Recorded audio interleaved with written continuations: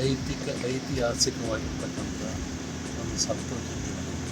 ಯಾಕೆಂದರೆ ಎಲ್ಲ ಕಡೆ ಜನರಲ್ಲಿ ದೈವಭಕ್ತಿ, ಜನಾರಾಧನೆಗಳು, ಸುಖಗಳು, ನೆಮ್ಮದಿಗಳು ನಡೀತಾ ಇದ್ದಾವೆ.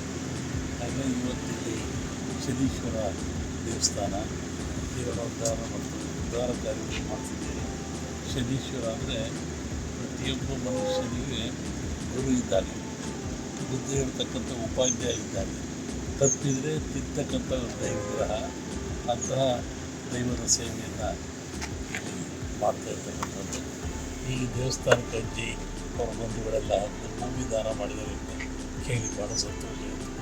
ಮಳೆ ಬೆಳೆ ಚೆನ್ನಾಗಿ ಆಗ್ತದೆ, ಜನರು ಭಕ್ತಿಯಿಂದ ಇರಲಿ ಅಂತೇಳಿ ಹಾರೈಸ್ತಾರೆ.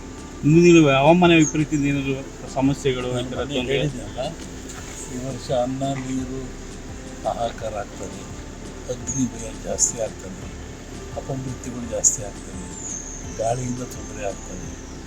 ಮನುಷ್ಯನಿಗೆ ಬರೋದರಿಗೂ ಸುಲಭ ಇಲ್ಲ, ಆದರೂ ಕರ್ನಾಟಕಕ್ಕೆ ತೊಂದರೆ ಇದೆ. ಸ್ವಾಮಿ, ಇತ್ತೀಚಿನ ರಾಜಕೀಯ ಬಗ್ಗೆ ಯಾಕಪ್ಪ ಕೂಡ ಒಳ್ಳೆಯ ಸಂದರ್ಭದಲ್ಲಿ ಯಾಕೆ ಕೇಳ್ತೀಯ? ಸರಿ, ಥ್ಯಾಂಕ್ಸ್ ಸೊ ಮಚ್. ನಿಮ್ಮ ಆಶೀರ್ವಾದ ಇರಿಸ್ಕೊಳ್ಳಿ. ಒಳ್ಳೆಯದು.